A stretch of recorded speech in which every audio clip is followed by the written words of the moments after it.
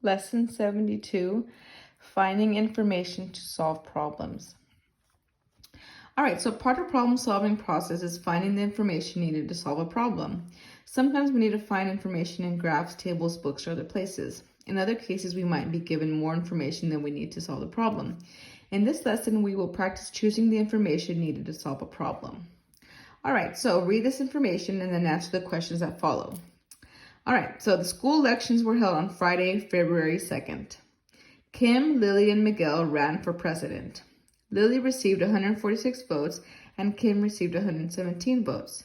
Miguel received 35 more votes than Kim. All right, so right here you have all your information, right? So now when you read the questions, go back and figure out, all of the things it's telling you. So letter A, how many votes did Miguel receive? All right, so Miguel received 35 more than Kim. And how many did Kim receive? 117. So you would add, how many is that? 35, right? 117 plus 35. 7 plus 5 is 12. Carry the 1. 3, 4, 5. 1. So how many votes did Miguel receive? 152 votes, right? Okay. Who received the most votes? So with this question, you need to go back. Who's all in it? So Kim, Lily, and Miguel. So I can make a table here. Kim, Lily, and Miguel. We know that Miguel had 152. Kim had 117. And Lily had 146. Therefore, Miguel, right, had the most votes. And letter C, speeches were given on the Tuesday before the elections. What was the date on which the speeches were given? Ooh, this is a good one. So the school elections were held on a Friday. So if it was a Friday, what you can do is count backwards, right? Tuesday, Monday.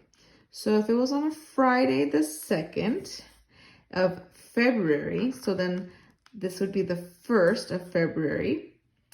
And then Wednesday would be the 31st, right, of January.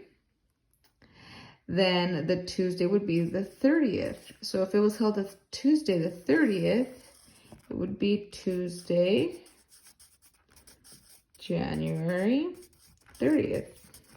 You just have to look at the information and kind of figure out what it's asking you to do.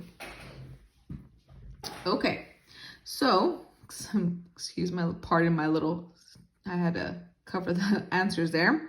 All right, so Tom did yard work. This is for your lesson practice, okay? So Tom did yard work on Saturday. He worked for 3 hours in the morning and for 4 hours in the afternoon. He was paid $6 for every hour he worked. All right, so how many hours did Tom work in all? All right, so if he worked on Saturday and he worked 3 hours in the afternoon and 4 hours, so a total of 7 hours, right? And he was paid $6 for every hour. So 6 times 7 would be $42. And let's just, that's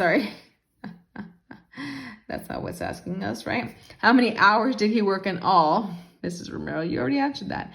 3 hours plus 4 hours would be 7 hours, right? Okay, there we go. How much money did Tom earn in the morning? So if he worked 3 hours in the morning and it's 6 hours per hour, so 6 times 3 would be $18. Yes.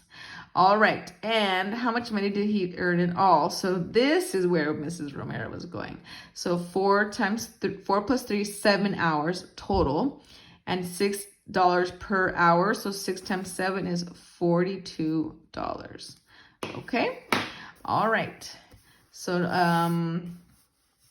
I believe number 2 is the same answer. No, it's not. Sorry, it's investigation 2 and 52. All right, boys and girls, you may continue doing your lesson. Actually, we just did lesson practice, so now you're doing mixed practice 72, 1 through 30.